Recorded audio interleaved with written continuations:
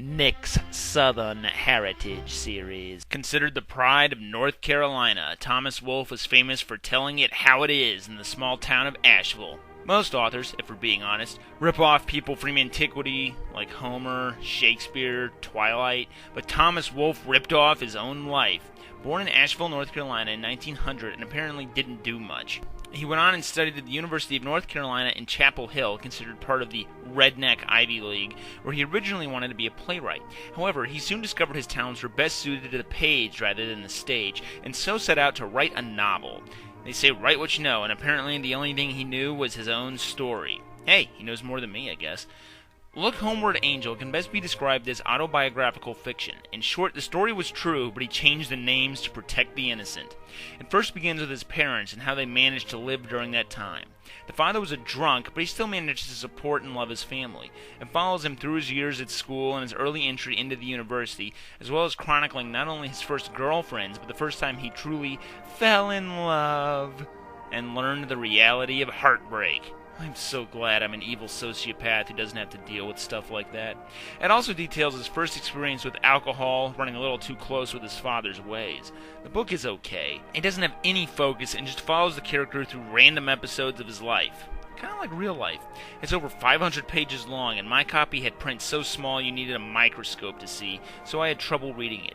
I guess if that makes me stupid, then I'm stupid. Bite me. I should be grateful. The original manuscript was 1,100 pages long, but thankfully it was cut down by an editor named Maxwell Perkins, who was famous for also editing Ernest Hemingway and F. Scott Fitzgerald. He was also contemporary with William Faulkner, who called him possibly the greatest talent of our generation.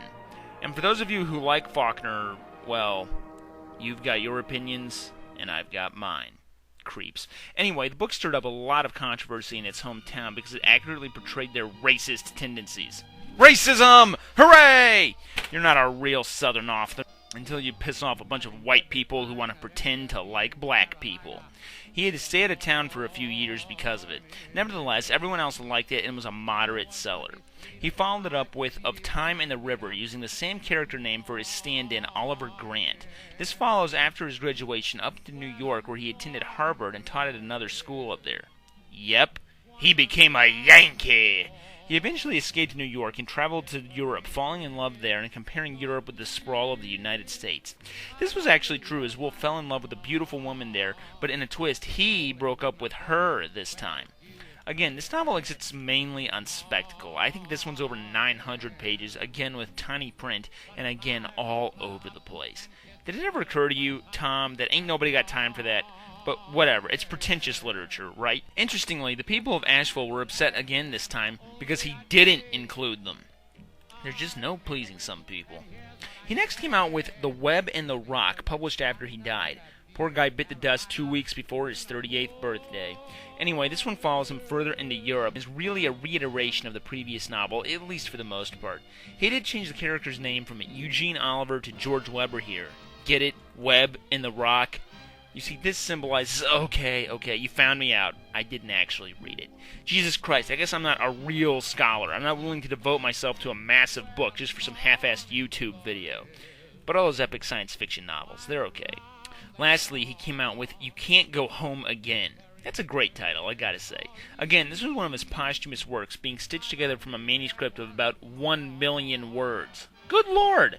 Anyway, this one details his destitute life in New York, being called home to his mother's funeral, where people are mad as hell at him for writing the truth about what happened in their little slice of paradise.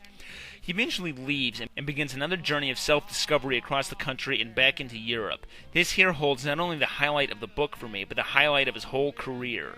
He attends the 1936 Olympics in Berlin, presided by Adolf Hitler. He has a conversation about the way of life in pre-war Germany during the rise of fascism, where many people exhibit knowledge of certain people disappearing into the shadows, but still claiming Der Führer is a better alternative to what came before. It gives a chilling and all too accurate insight into the world that the Nazis made and how World War II got started. It proves once and for all that people knew what was up in Germany, that it wasn't some subtle conspiratorial thing. They knew what was happening, and they let it happen. Oh yeah, and the book also has a bunch of crap about disillusionment with the American dream, because, you know, that matters. and stuff.